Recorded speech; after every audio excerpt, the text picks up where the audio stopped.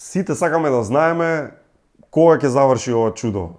Значи, кога ќе заврши коронавирусот. И реално нема друг начин да дознаеме освен да видиме во иднината. И баш затоа се вклучуваме од иднината преку Skype. Skype поврзување со Лајме од иднината во 2052 година. Господина Лајме, прво дали се слушаме и кога ќе заврши коронавирусот?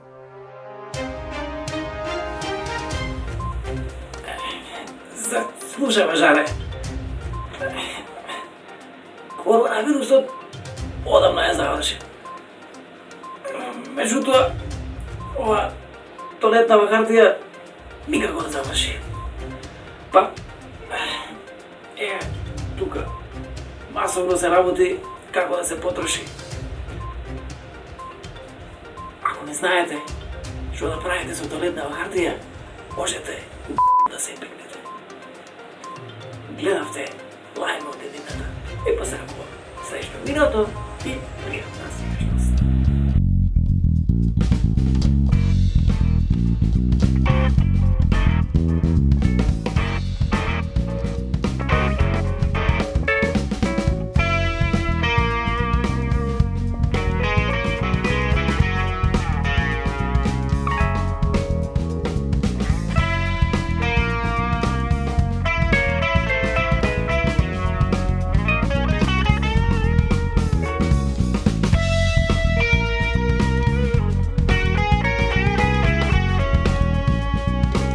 Ајде, добре дојдовте. Ајде, седнете, повелете кај мене дома, во мојот скромен дом, ве примам по втор пат, 2 пати во 2 недели. Се видовме прв пат минатата недела тука, еве повторно. Седи дома број 2. Втора епизода од карантин, од изолација. Што правам јас да ви кажам? Многу книги читање, многу серии гледање, многу јадење, луѓе. Многу јадење се изнајадов периодов, верувам дека и вие го правите истото. Пазете таму, ставете некоја лента на фрижидерот, ама тоа е тоа, такви се времињата, ќе издржиме и ќе биде се како што треба. Никому не му е лесно, можам да потврдам дека бар луѓето што ги гледам кога ќе појдам до продавница или негде или се слушам по телефон, вака повеќето од луѓето ми се позитивни, тоа ми се допаѓа, сите велат аве што не сме поминале, ќе го поминеме и ова и сакам таков дух да има кај сите луѓе, така што сите вие што гледате позитивно на работата, пробајте и најдете некој кој што можеби е по-нерасположен, кој што малку е така сомничав и кој што можеби и тажен или несреќен поради целата ситуација, што е сосем разбирливо патем кажано, пробајте некој таков, променете му го денот, внесете му добра доза расположение, насмејте го, јавете му се, малку зезајте се, малку подигнете го неговиот дух, бидејќи верувате ова се времиња кога многу е важно некому да му помогнеме. Многу е важно да се трудиме, да бидеме доследни на она што треба да го правиме, а тоа е да седиме дома, да го издржиме овој период, за се да биде како што треба, да бидеме разделени за кога ќе дојде време конечно повторно да си се споиме. Една порака која сакам да ви ја кажам, тоа е најдете си ја причината поради која седите дома и повторувајте си ја често. Тоа што значи пластично кажано, еве на пример, јас седам дома заради мајка ми, навистина. Мајка ми живее многу блиску до мене, на неколку минути, но не ја гледам просто. Ја немам видено кој знае од кога. И така треба да биде. И тоа е тоа. Јас цело време си повторувам дека за нејзино добро е сето тоа и се трудам што повеќе да се слушам, што повеќе да правиме видео повици на Viber, на Skype, на што и да е, и на тој начин некако да си ја одржуваме близината без при тоа да имаме физички контакт. Значи, исто и вие, знам дека сите вие имате некоја причина поради што или поради кого, во најчест случај, вие почитувате и седите дома. Сакам само да ве замолам што почесто да си ја повторувате таа причина и да знаете дека сето тоа го правите за нешто или некого. Знам дека е тешко, знам дека трпи и забавата, трпи и дружбата, трпи и бизнисот многу, верувајте, го знаеме тоа и во нашата компанија, но едноставно ќе пребродиме и ќе излеземе посилни, можеби не побогати, дефинитивно не побогати, но подобри луѓе сигурно и ќе знаеме следен пат кога ќе имаме некоја глупост во животот, малку по-добро да се справиме со неа. Воедно би сакал и сите од помладите генерации да знаат, да се свесни дека нив им е малку полесно периодов, бидејќи, нели, знаете, ние имаме и Netflix и HBO и сме многу комфорни и лесно ни одат тие работи, да си најдеме занимација, да си најдеме интересен артикл, да си најдеме интересен документарец, интересна серија и слично. Но повозрастните луѓе, веруете, не им е така лесно да го пребродат овој период и да си најдат занимација, посебно не некоја квалитетна занимација во која што ќе уживаат. И сигурен сум дека им е и поприлично многу подосадно од тоа што им е на помладите генерации. Затоа сите овие од помладите генерации треба да направат се што можат за некако да им го олеснат периодов на овие од по возрастните генерации, да им пуштаат интересни линкови, да им пуштаат добри YouTube видеа интересни, некои добри артикли вредни за читање, да споделуваат со нив и секако што повеќе време да поминуваат во директни повици и во директно гледање по вакво мало екранче, нели, кога веќе не можеме да си се видиме во лице. Денес имаме топ емисија, повторно сме дома, многу ми е кеф што повторно сте со мене. Ќе зборуваме со доктори, со реномирани професори доктори, ќе зборуваме и со докторанти од странство. Имаме, темата е секако короната и сето ова што се случува околу вирусот. Ќе пробаме да си ги подразјасниме малку работите, ама и да чуеме нешто интересно што не сме го чуле никаде, да си се напијам чајче и да почнеме. Прв соговорник, професор доктор Никола Пановски, значи почнуваме со стил. Професор по микробиологија на Медицинскиот факултет во Скопје, исклучителна чест ми е. Добре дојдовте. Благодарам. Добре. Да искористиме ова време кое што ни го одвојувате на најдобар можен начин. Ќе ве прашам некои работи кои ме интересираат, на пример, колку знаеме реално и искрено за вирусов. Еве, некако пластично да им објасниме на луѓето. Ако да речеме пример за нешто што изгледа многу технолошки напредно, пример Формула 1 болид, но сепак ние за тој Формула 1 болид се знаеме. И како вози, и како да е побрз, и каква е аеродинамиката, и каков е тој даунфорс и така натаму и така натаму. За вирусов знаеме ли пример колку? 50% или? За вирусов со денешна технологија, иако е релативно нов, меѓутоа има негови браќа, како SARS 2002, братучеди, може да кажем дека знаеме 99%. Значи знаеме како го штетува организмот, како се шири, не до крај, меѓутоа прилика знаеме, што не знаеме ние. Значи, формулата знаеме, него знаеме се уште најсложеното суштество на светот, човекот. Секој човек е личност за себе. Значи, не знаеме зошто кај едни луѓе ништо не предизвикува, тоа е прва категорија. Значи, има луѓе кои ќе бидат во контакт со вирусот. Меѓутоа, никако не се фаќа кај нив. Тие се имуни на него. Зошто се имуни, тоа треба да се докаже понатаму. Тоа не го знаеме зошто се едни луѓе имуни. Потоа втора категорија се луѓе кои се заразуваат со вирусот, меѓутоа не оболуваат. И трета категорија се луѓе што оболуваат лесно. Сите овие три групи заедно чинат отприлика 80% од позитивните. Меѓутоа ние повеќе ги знаеме оние позитивни што имаат симптоми и што се болни. 20% имаат посериозни инфекции кои личат на грип, со температура, со болки, со кашлање и така натаму, и од нив 5%, значи сите 100, отприлика 5% бараат болничко лекување, од кои некои бараат и интензивна нега. Значи именно 5-6 категории кои не може да ги дефинираме зошто тоа се случува. До негде може, имаме имунокомпромитирани и така натаму, меѓутоа има луѓе кои се, што знам, маж и жена живеат заедно, едниот е болен, има симптоми, биле у контакт, уста на уста, да кажеме, вулгарно, и другиот не се разболува. Дури кога го испитувате негатив. Или имаме случај кај што се здрави, меѓутоа се ако ги спуштаме од карантин, испаѓаат дека сепак се заразиле. Меѓутоа они најверојатно нема ни да се разболат, шом до сега не се разболеле. И тие се таа група што го шири вирусот. Тоа е разлика од оној SARS првиот, кај што немаше вакви асимптоматски, волкав број на асимптоматски случаи, тој што е болен, се штитиме од него и така натаму. Сега не знаеме точно од кого да се штитиме и правиме карантин за болест кој инаку не е од списокот на карантински болести. Меѓутоа, тоа е тоа што не го знаеме. Значи, ние ги знаеме овие што се имуни, тие може да кажеме дека се возачите на Формула 1.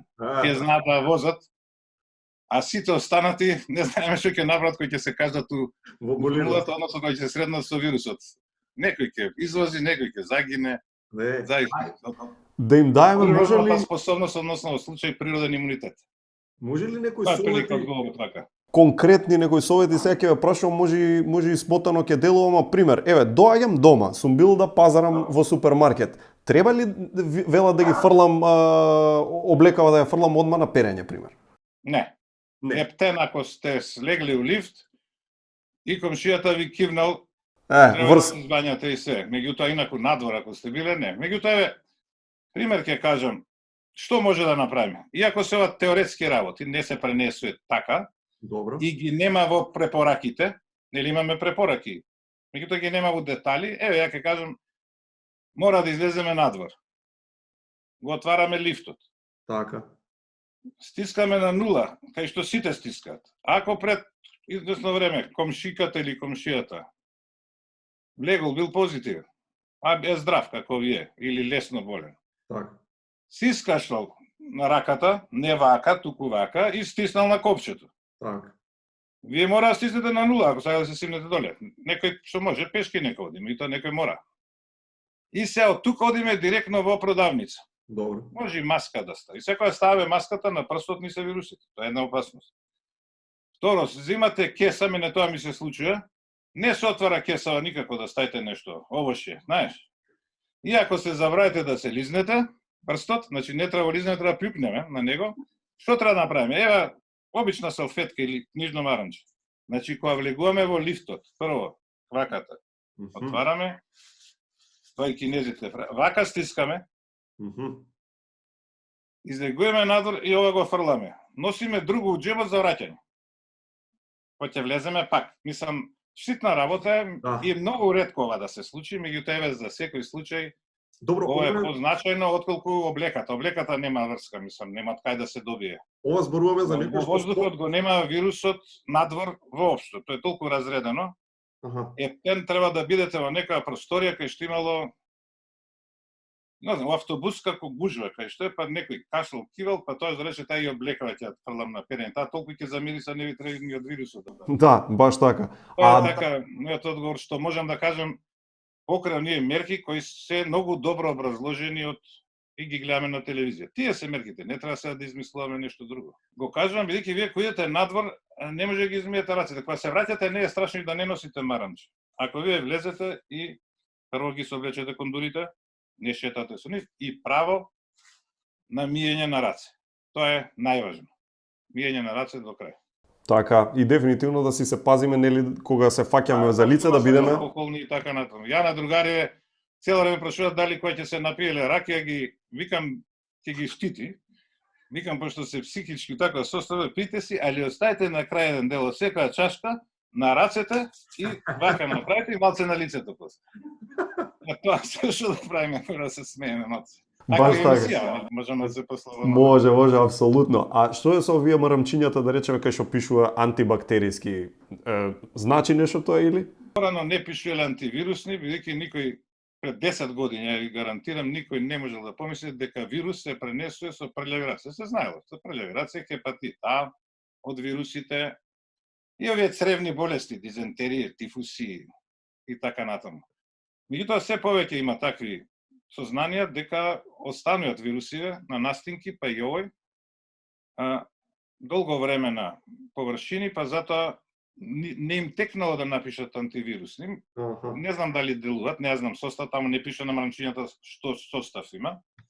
Тоа знаете што го произведува. Меѓутоа самото бришење врши чистење на површината и го отстранува евентуално вирусот на рацете.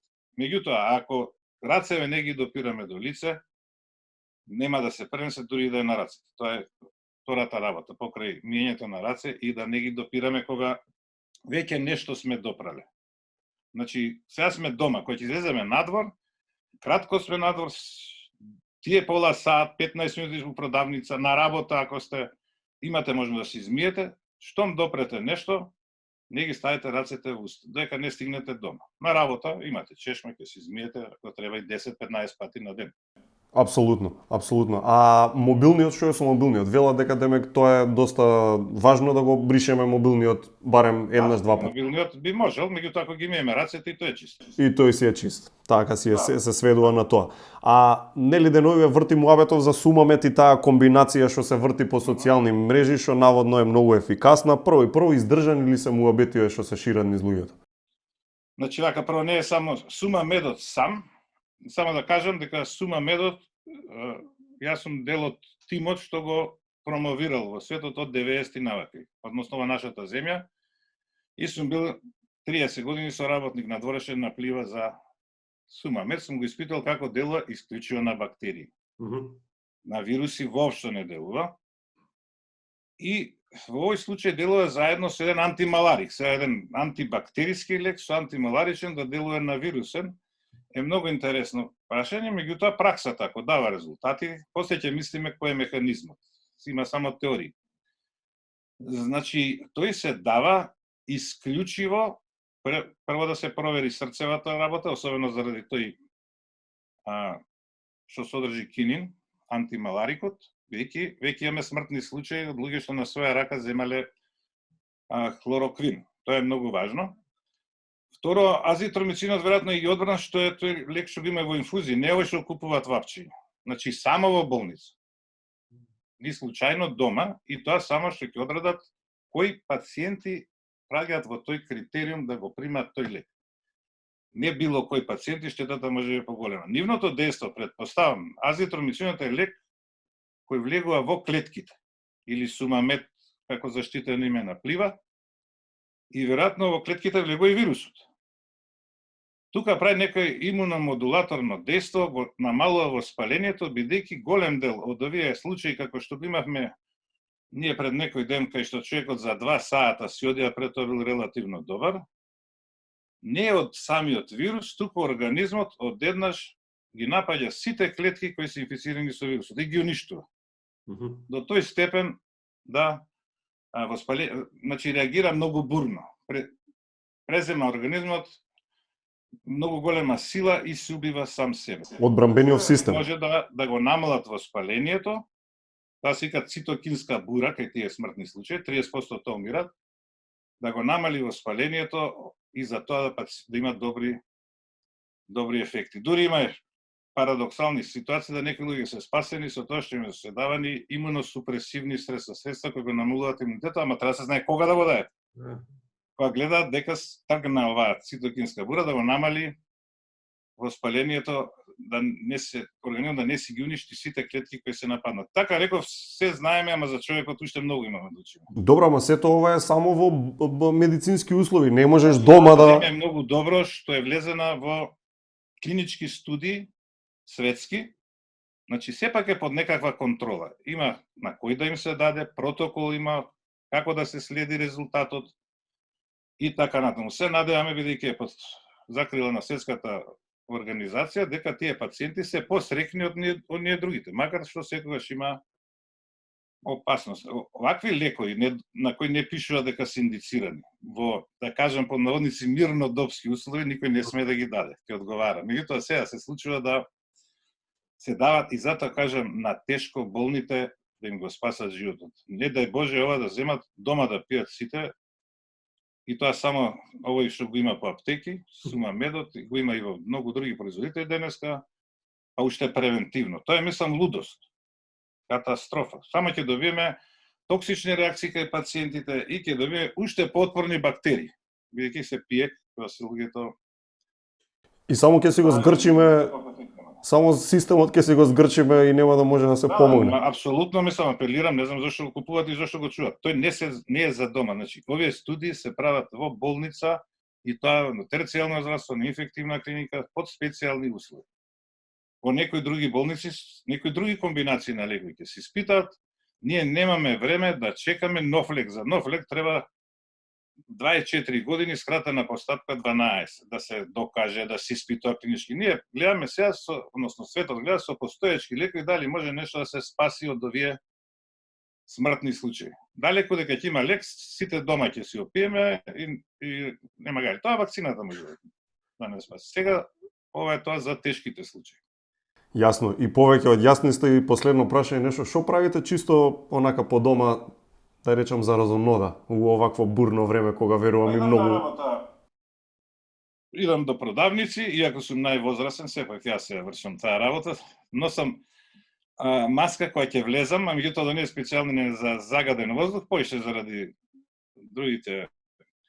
Луѓе не сме малце, 5 души сме, така да имам еден гимназијалец, 2 девојчиња дословно, доволно е со нив, работиме домашни, пишуваме. Има што да се прави. Ќе одиме работа на приватна фирма, тука нема, мора да издржи колку може. Меѓутоа секој своја канцеларија се штитат, така да мислам дека сме 100% заштитени. Ве поздравувам многу и ве посакувам да останете добро, да останете здрави, да бидеме во контакт. Пријатно. Ви благодарам многу. И на вас исто. Еден на еден не завршува тука. Веднаш по рекламите ќе гледате. Цела Европа е во една мобилна состојба и тоа нема крај. Ако земам да ви прогнозирам, ќе ви се крене косата на глава. Ново од креаторите на Бикутан. Во продукција на Алкалоид. Од први ке тргне во градинка, само да не почне да се разбогува.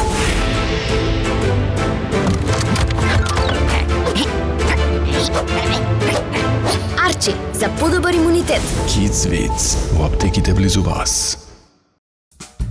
Вкусовите се нешто за кое не се разговара. Но ние само за тоа разговараме. Користиме најдобри состојки и најдобра технологија. Постојано сме во потрага по совршена комбинација на свежо тесто и највкусен крем. Кој е твојот омилен вкус? Бусто, твојот омилен круасан.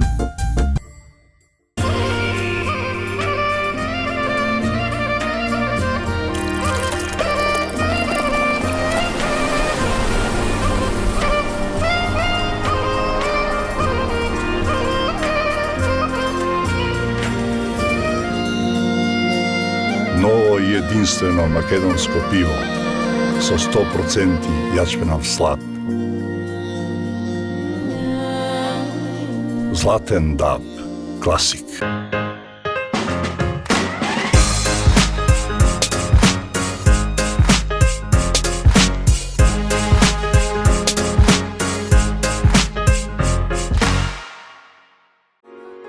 Со секој изгреј сонце се раѓа нов ден, а денот е најубав кога почнува дома. Онаму каде што си сигурен, безбеден, среќен. Затоа сме тука. Golden Art. Дом, не само стан.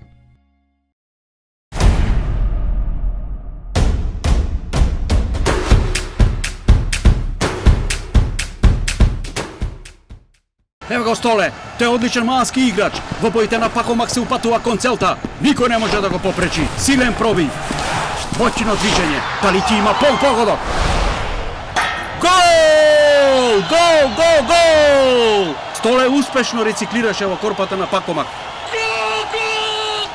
Тој е број 1 во малото. Игра чисто, одговорно и се грижи за својата околина.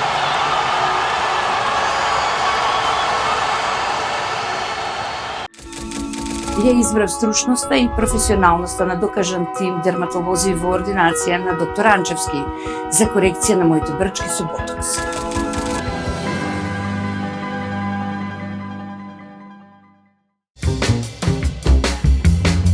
Твојот прв избор.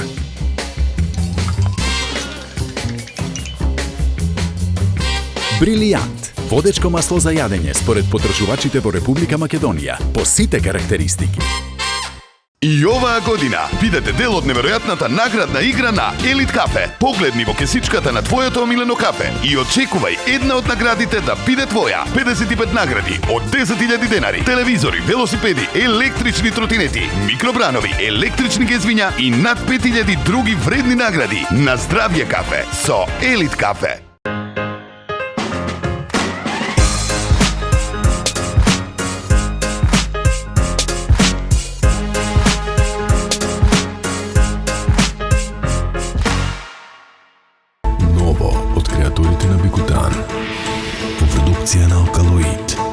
Од септември првача. Не знам дали е спремно.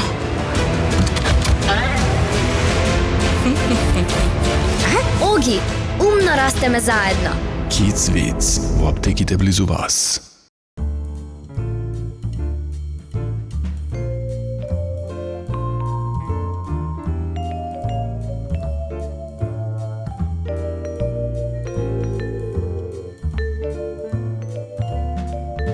Уживај во 1 на 1 со Good Nature. Направи си навика за чај и чувствувај се многу подобро. Мала промена за голем резултат. Продолжуваме сега со професор доктор Драган Даниловски, професор по епидемиологија на Медицински факултет во Скопје, поранешен министер за здравство, вистински стручњак и голема чест ми е што е тука со нас.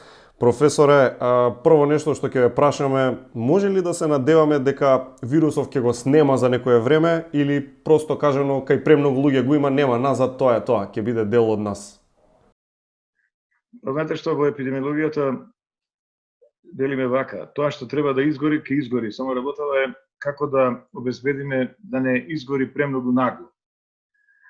Кога велам изгори, мислам на стекнување на имунитет на мнозинството на популацијата, односно обезбедување така наречен колективен имунитет или англичаните го викаат herd immunity, го преведуваат според мене можне вака несреќно некој како колектив на стадот, имунитет на стадото. Не ми се допаѓа тоа, ние го вообичајуваме изразот колективен имунитет. Оној момент кога ќе бидат имуни, независно дали по пат на заболување од болеста или со вештачка имунизација, значи кога ќе биде вакцината, битно е најмалку 70% да бидат од целокупната популација имунизирани, отпорни кон вирусот или некој друг агенс, за тој веќе да нема шанси, односно веројатноста да сретне осетливи поединци, да му биде толку мала, што тој веќе не може да воспоставува нови ланци на инфекција и едноставно ќе стивне епидемијата. Велиме стручно, неговиот репродукцијски број ќе падне под единица. Значи, еден инфициран човек или болен ќе заразува помалку од еден околу себе, а тоа веќе значи опаѓање постепено на епидемиското ширење. Нешто ми е чудно, сега има одредени земји што одат со оваа тактика, сакаат да створат колективен имунитет. Некои земји и при тоа ги оставаат луѓето да шетаат. Некои земји како нашава користат нели малце поригорозни мерки. Сега нели е тоа, како да кажем, некако дали треба да се плашиме дека секој прави различно и просто речено светот како глобална единка ќе има проблем баш поради тоа што не одговараме на еден колективен начин? Мислам дека тоа беа хазардерски потези на Англија, Холандија, Швајцарија се обиде, сметајќи дека се моćни финансиски, дека се моćни со ресурси, дека имаат доволно постели, болнички и така натаму, дека ќе можат да свршат работа на брзина. Навалата или инвазијата да помине колку што е можно побрзо, да се испозарази еден огромен дел на популацијата, значи 60-70%, и да направат природно да стигне.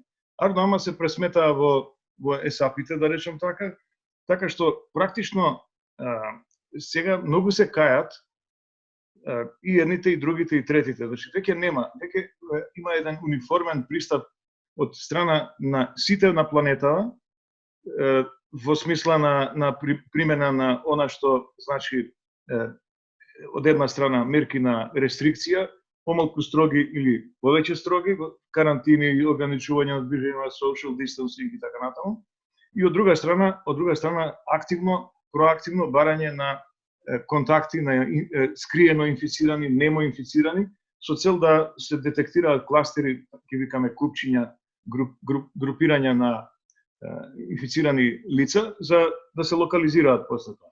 Зашто англичаните согледаат дека тој нивни пристап да го пуштат вирусот да ршум да прави и да ги зарази колку што е можно повеќе, испадна дека го подценија. Испадна дека толку навали нагло, што и кај нив, независно од тоа колку пара имаат, и ресурси, че им се преполнеше здравствениот систем и ќе колабираше на крај. И ако треба да одговорите у моментов која е стапката на смртност, што ќе одговорите? Многу е неблагодарно да се проценува стапката на смртност, зашто различни се вредностите, различни се состојбите во различни делови од светот. Зависи од здравствениот систем, веројатно, така? Да, во Кина околу 1 до 2% за сега сметаат дека е. Во Италија веќе 7-8%, 7,5-8%, меѓутоа тие практично паднаа на испит во секој поглед. Тие практикуваат практично она што се вика, они се во милитари мод. Они се во режим на функционирање како во војна. Што значи тоа? Тоа значи кога во војна имате огромен број ранети, а имате една-две санитетски екипи и сега санитетската екипа мора да одбере кому ќе помогне, кому ќе му го спаси животот. Знаете, во случајов сега они се борат да спасат години на живот, велим. Ако има да бира меѓу 50 годишњак што може да го спаси и 20 годишњак што може да го спаси, овој ќе го остави да умре тој што има 50 години. Не смееме да дочекаме такво нешто. Добро, ние сега во која ситуација сме? Кај нас смртноста 3 имаме, негде околу 1,1. Добро, мене ми делува и веројатно е тоа така, докториве, луѓе што работат во медицина се на прва некоја си борбена линија и во голема мера од нив зависи, тоест дали ќе бидат тие здрави, живи, на број, за како ние ќе се справиме. Сега прашањето ми е дали се добро заштитени според вас? Чисто од опрема, дали адекватне имаат, на доволен број? Знаете што, мислам дека не се добро заштитени. Хируршките маски се, би рекол така, една обична козметика. Порите на хируршките маски се некаде околу 300 микрони, а вирусот има пречник од 0,12 микрони.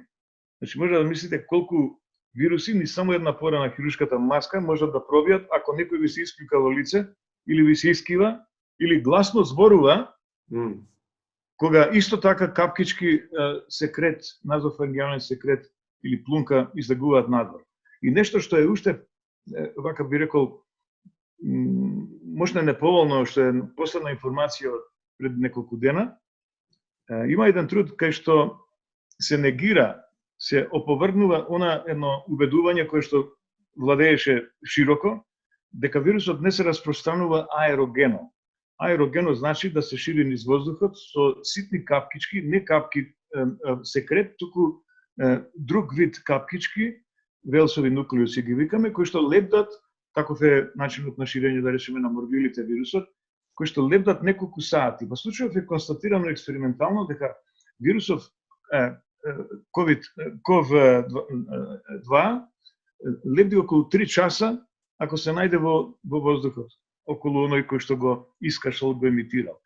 Ова е малку поразително и од една страна бара дефинитивно многу по-минуциозна, многу по-сериозна заштита, значи туку така не може без маска да се шета човек, и ако мислевме, на отворено нема потреба маска, сите тоа го тврдевме. Јас прв велев нема потреба маска на отворено, туку само маска во средина кај што има евентуално повеќе луѓе кои што можат евентуално да се извори на зараза. Сега тоа не важи. Сега излегува дека и на улица ако излезете, ако поминал некој па искашал, 3 сати ќе му лепди тоа што вирусот што го емитирал. Може лошо, и од трета страна тоа објаснува всушност овој момент дека вирусот и аерогено се шири, го објаснува и објаснува брзината, извонредната динамика, страшно темпо на освојување. Замислите во Европа дојде тамо некаде по средината на февруари, точно не знам кога. 20 февруари. Средината, крајот на март, колку практично цела Европа е во една мобилна состојба и тоа нема крај. Ако земам да ви прогнозирам, ќе ви се крене косата на глава.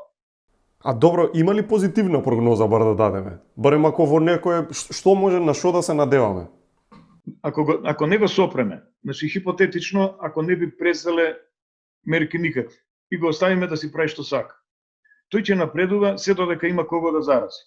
Се додека, како што ви реков на почетокот, не бидат инфицирани, так, стигне до нивото. Имунизирани околу 60 или 70% од сите луѓе.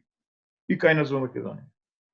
Ако му се ставаат рампи, бариери, ако се сопира на било каков начин, ако од една страна, тоа се тој сет на рестриктивни мерки, од една страна, значи со самоизолација, со дури ставање во карантин, со ограничување на движењето, со тоа што се вика social distancing или сега е прекрстено тоа во physical distancing, физичко дистанцирање. Така тој термин Светска здравствена сега го вообичајува. Значи ако тоа се направи и од друга страна масовно се трага по случаите на инфекции. Верам случаите на инфекции, не болните. Да. Ем болните, ем случаи на инфекција, зашто ги има, би рекол, неопределен број, непознат број во споредба со оној што се регистрира. Не ги знаеме кои се, а се потенцијални темпирани бомби, да кажам, или фокуси, од кои што можат да тргнат нови жаришта и да се претворат во шумски пожар. Ќе сгрешам ако речам дека појма немаме како ќе се развива работата во смисла можеби задутре ќе дознаеме некоја сосема нова карактеристика на вирусов. Па ја мислам дека нема што да дознаеме. Дознавме се што треба и што не треба, односно видовме дека ефтен е вака опремен за освојување на нови простори. Знаете како, ем е смртоносен, ама е смртоносен не толку како неговите пратучеди SARS и CoV. Едниот 10% смртност рискуваше, другиот 37%. Овој некаде околу 1%, нека биде и 3%, но тоа е па помалку од 10%. А сепак е 10 пати повеќе смртоносен од грипот. Ако грипот, да кажем, освојува поголем број, ние имаме до сега 17.000 регистрирани во Македонија, меѓутоа смртноста е тројца само до сега. Или негде доаѓа околу генерално смртност или леталитетот се мери со некаде 0,1% кај инфлуенцата. Генерално земено. Ми се чини дека единствена шанса ни е за да не бидеме пасивни и онака да речам без отпор да се предадеме на овој невидлив непријател. Јас велам во војна сме, дефинитивно, и го споредив тоа една парабола направи со еве како изгледа на едно место, реков, Трета светска војна. Со невидлив непријател. Не знаеш од кај ќе те мавне. Но ние знаеме како да му парираме, знаете, за среќа науката е напредната и точно знаеме како. И сега, ако ние не сакаме тоа да го направиме, тоа значи дека со нас има некој проблем. Так. Ако сме припадници на родот Homo sapiens, сега вака малку ќе бидам послободен и можеби малку иронија, ќе внесам. Ако сме Homo sapiensi, па само Homo sapiensот учи од искуствата, ако сакате и од грешките на другите. Ама само будалата не го прави тоа и учи од сопствените грешки. Не смееме да грешиме. Ако сгрешиме, прогнозите ми се катастрофични. До крај на месецов нема да ви кажам. Добро, а вака ајде да збориме малце долгорочно, тоест еве пример сите сме загрижени, сите има нели као и мајки, и татковци, и баби, и дедовци и така натаму. Пример тој веројатно нели како што знаеме нема да исчезне вирусот, ќе биде тука и после 5 месеци веројатно и после година, така? Па, видите, добро прашање. Јас мислам дека ќе се јавува сезонски, но дефинитивно не можеме да си играме мајтап со него веќе, дека кога ќе ни биде како домашно животно и кога ќе зборуваме за тоа дека настапува сезона на настинки на грип, ќе велиме и на COVID-19, но ќе мораме навистина овој пат да размислиме дебело дали ќе кога ќе имаме и вакцина, нели? Дали ќе одбиеме да се вакцинираме, да си речеме грипче ќе ми помине. Така можевме да си калкулираме, да речем и со грипот и со грипот може. Мала е смртност. Ама овде ми се чини дека малку потешко заради тоа што особено старата генерација, старите возрасти, некои велат над 60 години. Мене тоа малку ме навредува затоа што нели заради мојата лична карта, така што ја би рекол преку 70 години. Се исклучително вака. Ама не знаете што се смеете, па вирусот, знаете кој умраа во Италија? Ба 90% од тие што умреа се преку 81 година. Јас сум далеку од тоа. Значи, така што навистина старата генерација е под ризик, шега на страна.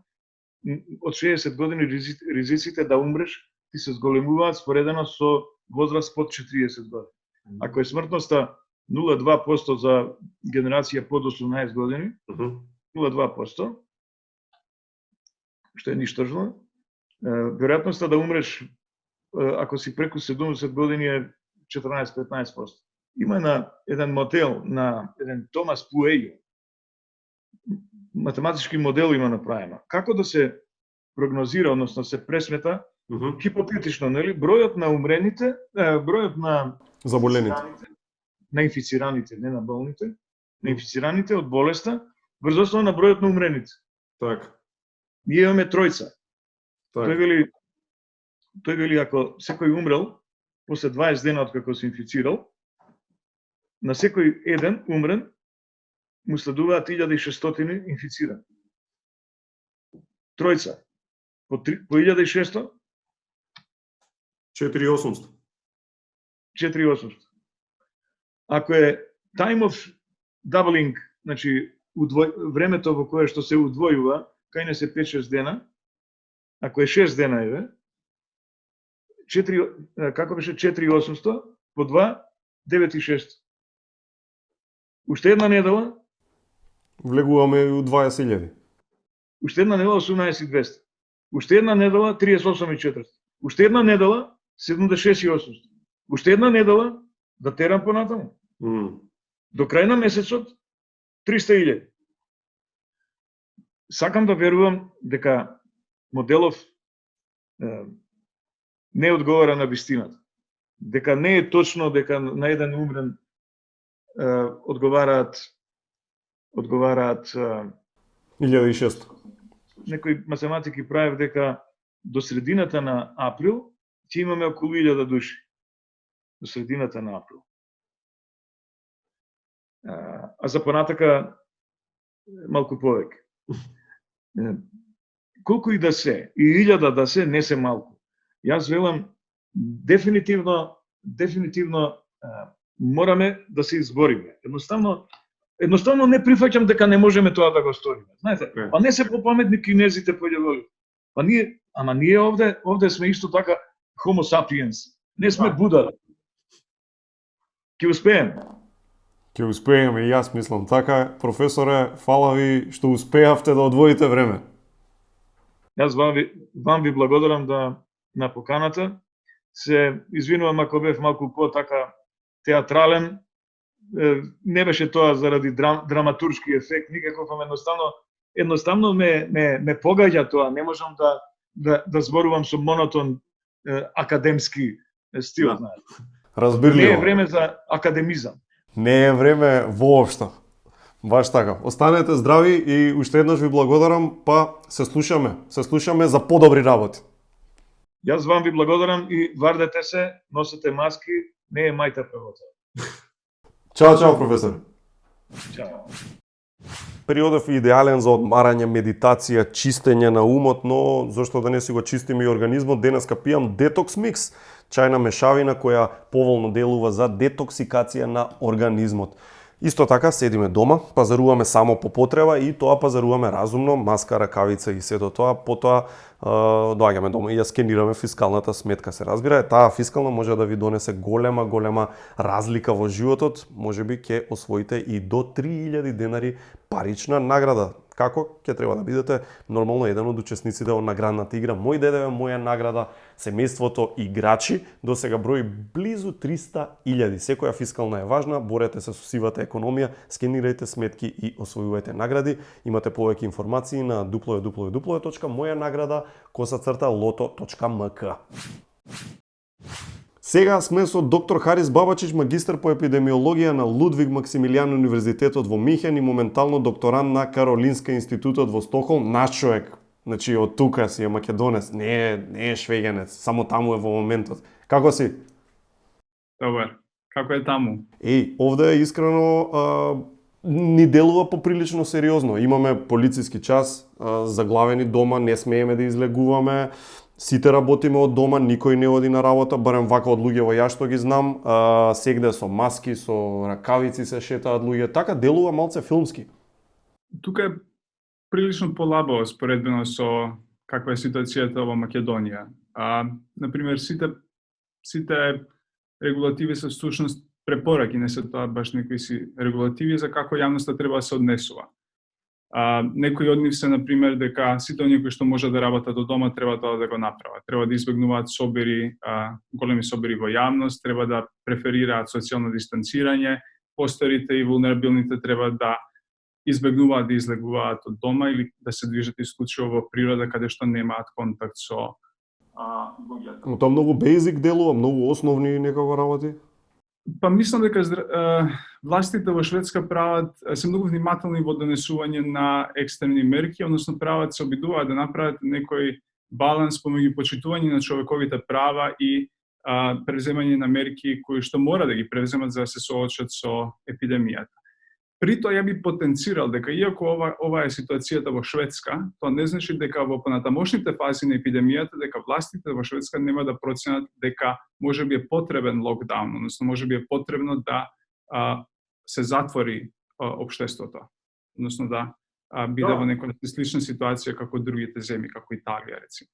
Меѓутоа, сметам дека експертите се обидуваат да го погодат тој оптимален момент, кога штетата која што самиот локдаун, односно затворањето на општеството би ги предизвикала, би била исплатлива во однос на корисноста на таа мерка да се превземе. Да биде и правиот момент, те разбирам. А кажи ми кога уште ми звони во уши, одамна веќе можам да речам, беше Меркел кога даде изјава која одеше негде во линија на тоа дека очекува дури 70% од германската популација да се зарази. Знаеш, кога ќе чуеш таква бројка, стварно не си човек како не ти дое страв во коски. Прво, дали навистина е толку апокалиптично сценарио по кое што се движиме, и второ, да не е ни апокалиптично, да не се плашам без потреба. Не знам, како толкуваш? Мислам дека повеќето експерти ќе се согласат околу тоа дека не можеме да целосно го отстраниме овој вирус од светот и дека тој веројатно е тука за да остане. Работава е сега што можеме ние да направиме во однос на тоа. Ако ги погледнете математичките моделирања, ќе видите дека тие имаат различни проценки, меѓутоа се согласуваат дека некои си 60 до 80% од популацијата ќе се заразат во краток временски интервал, доколку не направите ништо како некој кој што ја менаџира кризата. Добро. Меѓутоа, колку луѓе ќе се заразат и во колкав период, во колкав временски интервал, зависи од многу фактори. И целта на секој здравствен менеджмент во моментов на оваа криза е да колку што е можно да тој пик, таа планина на луѓе која што би се заразила во еден краток период, да се потурни и да се распредели на еден подолг временски период до моментот кога ќе можеме да добиеме вакцина и да ги вакцинираме повеќето ако не и си. Добро, дали тоа, ако добро те разбирам, значи дека во моментов, да речеме, луѓе што се пазат, не излагаат од дома, просто сакаат да ја поминат кризава без воопшто да се заразат. Дали за нив шансите се многу мали да не се заразат низ период од 2 години можда? Углавном постојат два пристапа. Едниот е пристапот на супресија, кој што го спроведува Македонија, например, во моментов каде што гледате максимално да го ограничите движењето и контактот на луѓето. Меѓутоа, треба да има исто јавноста на ум дека таква една метода во состојба на немање вакцина треба да трае најмалку 5 месеци со нормално интермитентни интервали каде што ќе ги ослободите регулативите малку, па ќе имате мал пораст на инфицирани, па после повторно ќе истегнете регулативите и бројот на инфицирани ќе се намали. Поентата е да немаме во еден краток временски интервал, во еден момент, во една недела, например, да немаме огромен наплив на луѓе и огромен број на луѓе кои што побаруваат болничка грижа. Дејќи во тој случај системот не може да ги изгрижи тие луѓе и ќе се случи она што се случува во Италија. Да. И тоа зависи, пак ќе речам, од многу фактори. Зависи од тоа каков е здравствениот систем, со какви ресурси располагаат, нели, оние кои што треба да ја донесат таа одлука. во однос на тоа прашање. Другиот пристап е да се обидете се справите со кризата, кој што пристап трае пократко, меѓутоа чини многу животи. И ова е еден многу тежок баланс да се направи помеѓу колку луѓе ќе починат и колку тоа ќе има ова што се превзема како активност, ќе има влијание долгорочно врз економијата, врз општеството, врз социјалната структура на општеството и врз менталното здравје на општеството и физичкото до душа. Кој е според тебе некое позитивно сценарио како ауткам што може да биде? На што може да се надеваме? Едното е дека смртноста е многу пониска од што и самите експерти мислат. Добро. Самите експерти мислат дека смртноста не е толку колку што изгледа, нели, кога ќе ги отворите бројките. Второто е дека многу набрзо би имале вакцина, не знам колку е тоа реално. Тие фази, постојат вакцини. Не е толку тешко да се развие вакцина. Проблемот е да таа вакцина се тестира и се докаже нејзината ефикасност и безбедност. И за тоа отприлика ви требаат некои 12 до 18 месеци. У некој минимум збориме. Тоа побрзо го направиме, тоа би било многу розово сценарио. Третиот многу битен елемент е да клиничките опити на лековите кои што во моментов се во испитување покажат ефикасност. Односно да оние лекови за кои што сега постојат индикации, не постојат докази, да потенцирам, јасни докази, дека се ефикасни во третман на COVID-19 заболувањето, дека доколку клиничките опити покажат дека овие лекарства се навистина ефикасни во третман на болеста, тоа би значило многу за морталитет, намалување на морталитетот, намалување на хоспитализациите и некој си по-добро сценарио, по-добар исход. Последно прашање сакам да те прашам, можевме да, како човештво зборам, да бидеме некако поспремни за сето ова или просто тоа е тоа, максимумот е ова? Краток одговор не. Видете, вирусолозите, научниците со еден долг период, мислам во изминативе 10-20 години, упорно укажуваат на тоа дека во некој период ќе се случи епидемија, можеби и пандемија на некој коронавирус кој што ќе дојде од Кина. И кога ќе ги читате ретроспективно тие студии, она се прашувате како е возможно толку прецизно да го предвидите. Меѓутоа, тоа е работа на науката. Меѓутоа, друг проблем е што никој не можел да предвиди кога ќе се случила оваа пандемија и колку заразен би бил вирусот, дека никој не можел да предвиди дека волку ќе се рашири, дека ќе има волку заболени, дека ќе има толку починати. Јасно. Интересни времиња, биди внимателен, пази се, таму може да се шетате. Блазе си ви сега за сега. Да, уште некое време. Остани здрав и многу ти фала за ова што одвои време. Тоа беше Харис. Чао. Чао. Сега сме со здраво Драгана. Доктор Драгана Јаджич, таа е доктор на науки од Универзитат дegli Studi di Cagliari во Италија. Како си, Драгана? Каква е ситуацијата во Италија сега? Добро вече. Trenutno sam u izolaciji kao i ostatak Italije. Nisam izašla iz kuće, ima 2 nedelje možda. Tako da još uvek smo zatvoreni i ograničeni. Што правиш за пазарување, што правиш за купување во супермаркет, да речеме? Pa izlazak je dozvoljen jedino u slučaju hitnog stanja, odlaska u bolnicu, mada se to izbegava, i odlaska u prodavnicu. Još uvek nemamo problema sa namirnicama, sve je dostupno, sve je otvoreno, supermarketi, ali preporučuju da se ide jednom nedeljno. Има ли паника некоја за продуктите во маркети, пример дека не знам, страф им е или е на луѓето дали можеби шишето пиво или што и да е, можеби можам да се заразам ако го фатам, а претходно го фатил некој кој што можеби е заразен? Ima, naravno, ima.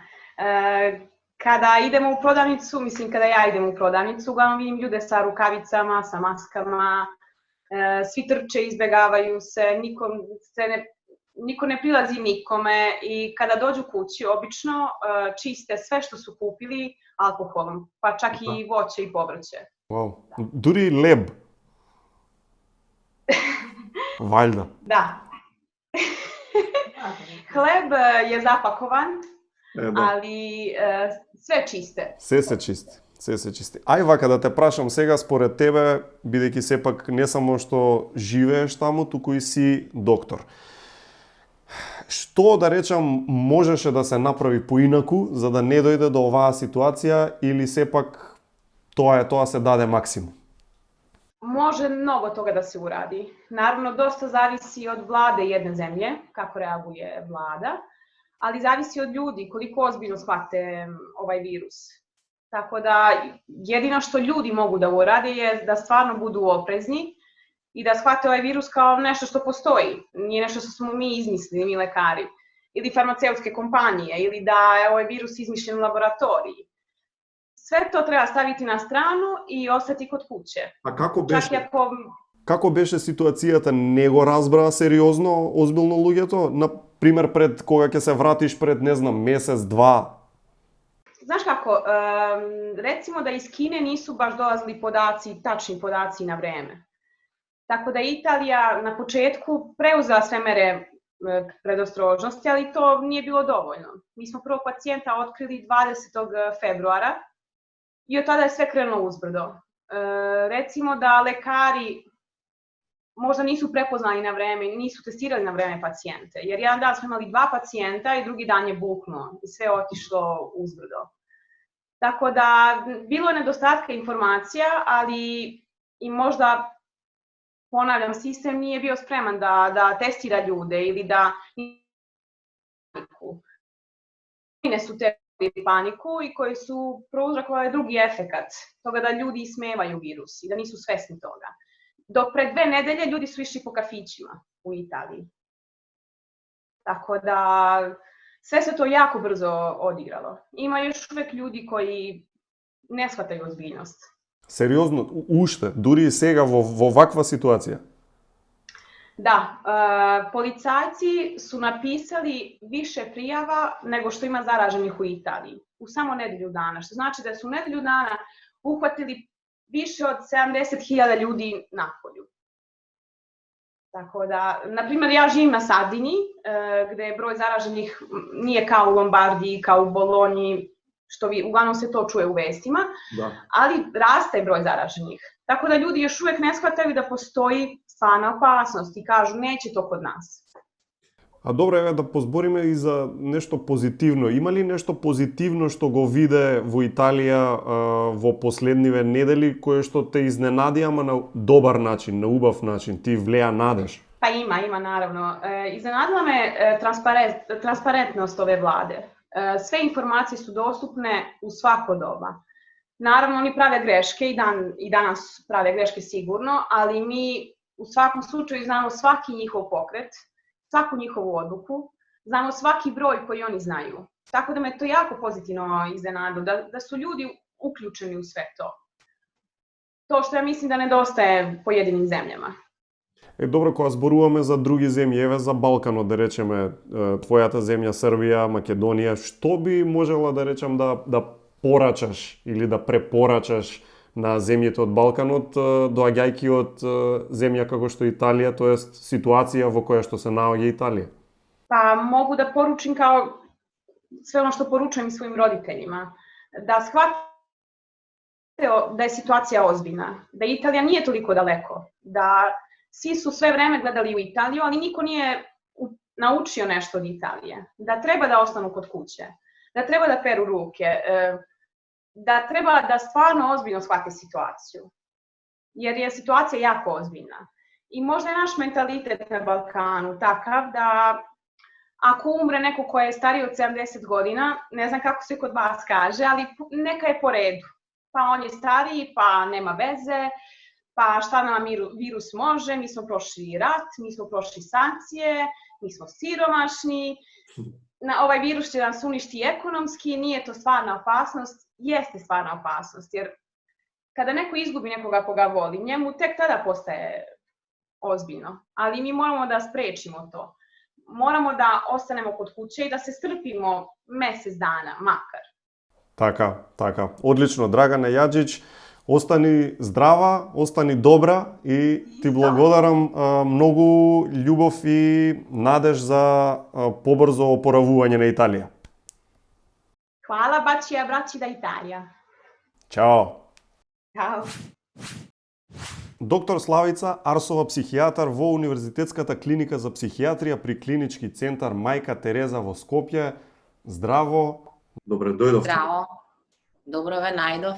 Прво прашање ми е колку ќе откачиме кога ќе заврши кризава, тоест колку ќе бидеме, дали паметот ќе ни биде малку... Тешко прашање. Не знам дали ќе откачиме, арнава може ќе станеме подобри како луѓе. Оти како што би се рекло, нели кризата е мач со две уштрици. Од една страна ќе не погоди и не погодува веќе, се наоѓаме во криза и сме погодени сите, кој помалку, кој повеќе. Арно, ама од друга страна не прави појаки и поспособни да се справиме со наредна немила ситуација, да кажам. И затоа се вика дека е меч со две уштрици. Така да дали ќе не направи по-лоши, да кажам, или со повеќе психички потешкоти, или напротив, може ќе не направи поспособни. Иако јас сум доктор, например, и јас исто не гледав толку сериозно на самиот почеток, дека таму е негде далеко, ето се све одбрани, кои што ни се случуваат во првата фаза кога се наоѓаме, да кажеме, во некоја ваква ситуација, и тоа е нормално и тоа е очекувано. И се после доаѓа период кога викаме да, вистина е, се случува и дај што побрзо да го прифатиме и да се адаптираме, односно да се прилагодиме на оваа нова ситуација. Сите емоции кои што се здрави, кои што се нормални, кои што се природни, се присутни во оваа ситуација. Така да не е забрането ние се да се радуваме или да пееме или да сме весели кога има нешто весело или кога има нешто убаво, или кога нешто убаво ни се случува или кога ќе видиме нешто што е радосно. Така да тоа гледање розово или гледање оптимистички би се рекло подобро би било, односно дека се ова ќе има сепак позитивен крај, односно дека ќе има хепи енд. И зошто? Заради тоа што доколку поинак другата страна која зафатиме, тогаш недовербата и недовербата ќе даде можност, ќе му даде можност на стравот да не преплави. Доколку не преплави стравот, ќе се вкочаниме. Значи ќе се парализираме. Односно живот во страв не е страв, нели тогаш не можеме ништо да направиме, односно да направиме да ни биде подобро или полесно да се справиме со ова или пак еве да се заштитиме од можната зараза.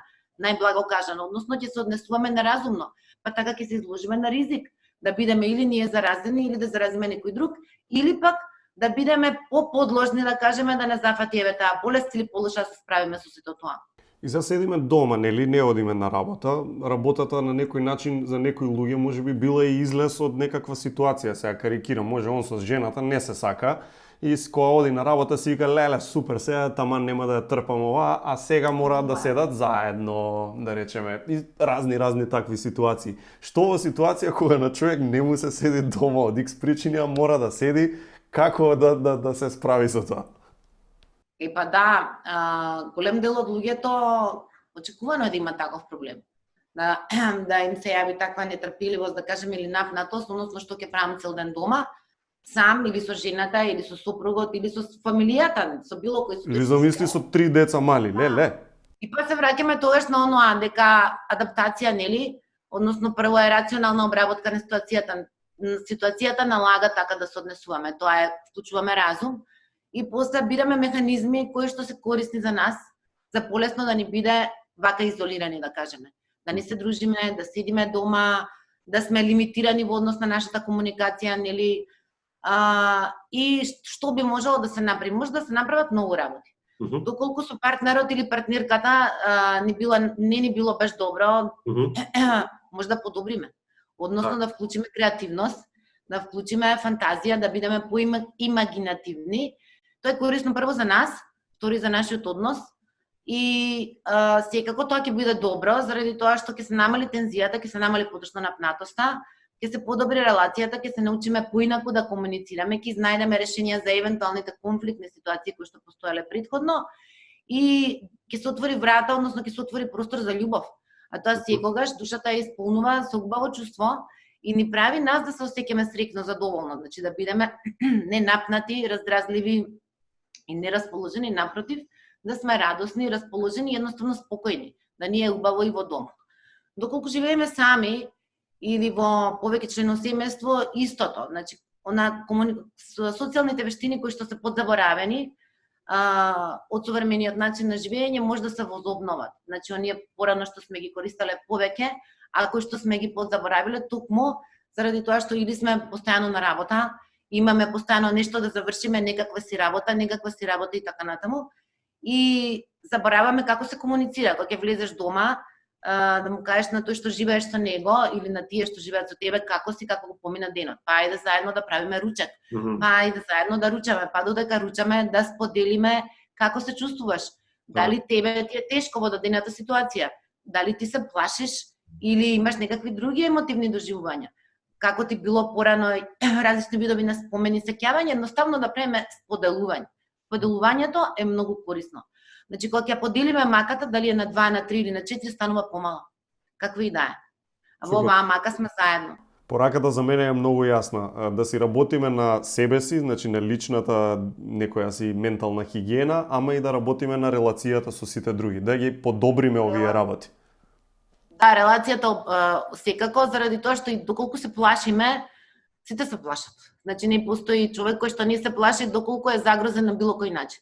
Арнама, ако ќе му кажеш ти на блискиот дека страв ми е, и тој ќе ти каже дека му е страв, веднаш се дели тоа.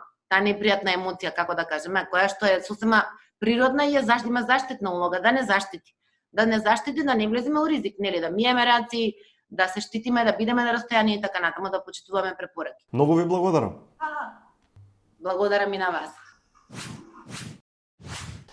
И на крај на секоја епизода, нормално треба да дадам подароци, ама седам затворен дома, неам прво никому да дадам подароци, а и ги имам само тие што си ги дадов минатата недела, така што добро што се уште имам чаеви Good Nature. Од витаминка пакетчето, да ви кажам искрено, горе-доле цело го изедовме со девојка ми, ни остане уште деспина, синтагма и фрути. А сега е време и да се каснам од Бусто, од најдобрите македонски круасани. Така што останете здрави, внимавајте на себе и се гледаме следната недела. Чао!